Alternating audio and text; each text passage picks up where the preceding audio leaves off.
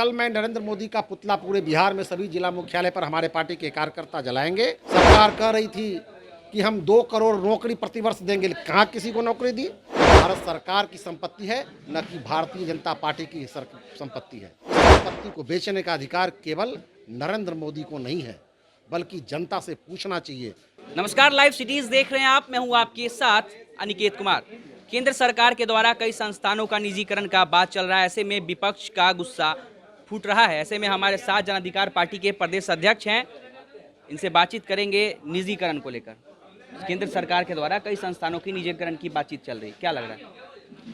हम लोग पूरी तरह से भारत सरकार के द्वारा जो निजीकरण या मौद्रीकरण, कोई भी मामला जो सरकारी और सार्वजनिक संपत्तियों को नीलाम करना, ठेका पर देना, कॉन्ट्रैक्ट पर देना या लीज पर देना या कंप्लीट ऑनरशिप ट्रांसफ़र करना, इसके खिलाफ है हम लोग। हमारी पार्टी इस मांग को पूरी गंभीरता से उठाएगी सड़कों पे, और कल हम लोग नरेंद्र मोदी का पुतला जलाने जा रहे हैं। इसलिए कि ये सारी सरकारी जो संपत्ति है, ये भारत सरकार की संपत्ति है, न कि भारतीय जनता पार्टी की संपत्ति है।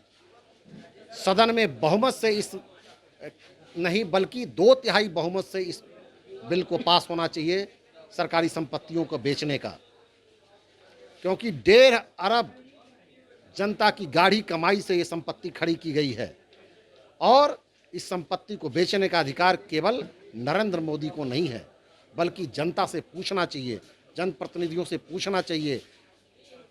विभिन्न राज्यों के सदन से भी इसका प्रस्ताव पारित होना चाहिए कि हम वहाँ के रेलवे स्टेशन को बेच रहे हैं, वहाँ के एरोड्रम को बेच रहे हैं, वहाँ के सड़क को बेच रहे हैं, या लीज पर दे रहे हैं या कॉन्ट्रैक्ट पर दे रहे हैं। तो राज्यों से भी नहीं सलाह मशविरा किया गया है और न सदन में इसकी चर्चा की गई है। इसलिए पूरी चीज़ गैर कानूनी है और इसका हम लोग तीव्र विरोध करते हैं। सरकार तो कह रही है कि इससे फायदा होगा, मोनेटाइजेशन किया जा रहा है ताकि तरक्की हो लोगों को। सरकार बिल्कुल बेबुनियाद बात कर रही है, आधारहीन तथ्य रख रही है। इससे कोई फ़ायदा होने वाला नहीं है। सरकार तो हमेशा कहती रहती है फ़ायदा होता है, लेकिन जो चीज़ सरकार ला रही है, बोल रही थी कि हम जो जीएसटी लाएंगे उससे बहुत फ़ायदा होगा, लेकिन कहाँ फ़ायदा हुआ। सरकार कह रही थी कि हम 2 करोड़ नौकरी प्रतिवर्ष देंगे, कहाँ किसी को नौकरी दी। सरकार ये कह रही थी कि हम 16 लाख रुपये सभी के अकाउंट में ट्रांसफ़र करेंगे, विदेशी मुद्रा लाएंगे, क्या हुआ। इस देश का तमाम मुद्रा विभिन्न बैंकों के पैसे को लूट करके बड़े उद्योगपति चले गए, विदेश में चले गए। इन्हीं के शासनकाल में 10-12 बड़े उद्योगपति चले गए हैं बाहर, कोई देखने वाला नहीं है, उनको न लाया जा रहा है। प्रत्यार्पण संधि होने के बावजूद भी इन लोगों को नहीं लाया जा रहा है। इससे सरकार पर तो कई तरह के प्रश्न लगते ही हैं। क्या लग रहा है इस निजीकरण को रोकने के लिए जन अधिकार पार्टी क्या करने जा रही है आगे? वही तो मैंने कहा कि कल मैं नरेंद्र मोदी का पुतला पूरे बिहार में सभी जिला मुख्यालय पर हमारे पार्टी के कार्यकर्ता जलाएंगे, और आगे भी हम लोग गांव-गांव में जाकर के, मोहल्ले में जाकर के, हर चौक चौराहे पे नुक्कड़ सभा करेंगे, और 6 सितंबर को बिहार के तमाम कलेक्टर के यहाँ हम लोग धरना और प्रदर्शन करेंगे कि ये जो सरकार का फैसला है उसको वापस लिया जाए, नहीं तो जन अधिकार पार्टी एकदम मुकम्मल लड़ाई लड़ेगी। पार्टी के सुप्रीमो जेल में है, तो उनके बिना पार्टी किस तरीके से काम करेगी, जो भी आगे का कार्यक्रम? पार्टी तो अपने हिसाब से काम कर रही है। संगठन का एक ढांचा है। पप्पू यादव जी ने इतना मजबूत संगठन बनाया है।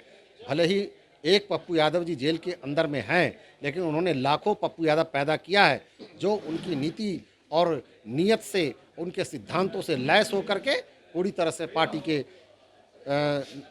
निर्देशों का पूरी तरह से जमीन पर उतारने के लिए संकल्पित है और संघर्षरत है। स्थापना दिवस को लेकर क्या कुछ तैयारी है?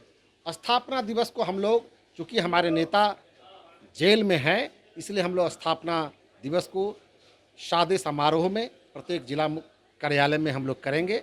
यहाँ भी राज्य मुख्यालय में हम लोग करेंगे, और इसको बिल्कुल सादे समारोह में करेंगे। हाँ, उस दिन हम लोग बैठक करके मौद्रीकरण और निजीकरण के खिलाफ रणनीति बनाएंगे कि आगे किस तरह का हम लोग आंदोलन करेंगे और किस तरह की हम लोग की कार्रवाई होगी। तो पार्टी के प्रदेश अध्यक्ष अभी हमारे साथ थे, इन्होंने बताया कि जिस तरीके से निजीकरण किया जा रहा है, जन अधिकार पार्टी इसका पुरजोर विरोध करेगी और कल प्रधानमंत्री का पुतला भी फूका जाएगा। तो ये तमाम बातें जन अधिकार पार्टी के प्रदेश अध्यक्ष ने बताया है।